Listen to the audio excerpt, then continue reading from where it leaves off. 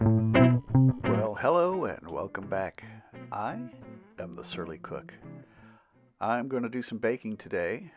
Going to make some sandwich bread, not just any sandwich bread, but pan to me in a Pullman loaf, or as my grandkids call it, super delicious cardboard box bread. To make this bread, I need a Pullman loaf pan, and this is what it looks like. It's got the lid on top to make it flat. I also need some salt, some yeast, some butter, and some non-fat dry milk. And what about sweetener? Yes, we can't forget the honey, so we're going to use a couple of tablespoons of honey in this recipe. So we're starting with 1.5 cups of warm water. I've added the yeast and the honey, and I'm going to let that sit for about 10-12 minutes or so. Let that yeast bloom. Now it's done that, I'm adding the non-fat dry milk and the butter, and I'm going to add just 1 cup of the flour that I need for this recipe, which will be close to 4 cups by the time we're done. Now, in case you're wondering what happened to the salt, I've added that to this 2nd cup of flour that I'm adding.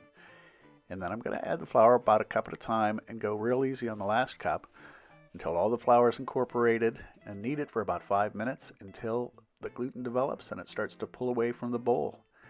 And now we're just about ready to turn this dough out onto a lightly floured board and knead it just a tiny bit, just to get a little of this excess flour into the dough and dry it out just a tiny, tiny bit. I've flattened the dough, and now I'm going to roll it into a log shape about the length of the Pullman pan. There we go. That's about what I'm looking for. So I've got the Pullman pan. I'll pull the lid off. And we'll gently place the dough in the pan. And now I will pat it out a little bit so it's just about touching the sides. That's what it looks like. We've replaced the lid about 3/4 of the way, covered the open part with plastic wrap, and let it brew for 1.5 hours. It looks like that. Close it up, put it in the oven, and about 25 minutes later, we pull it out and carefully pull off the top. No, it's not done yet. It's brown, but it's not finished. Goes back in the oven for another 25 minutes or so until it looks something like this.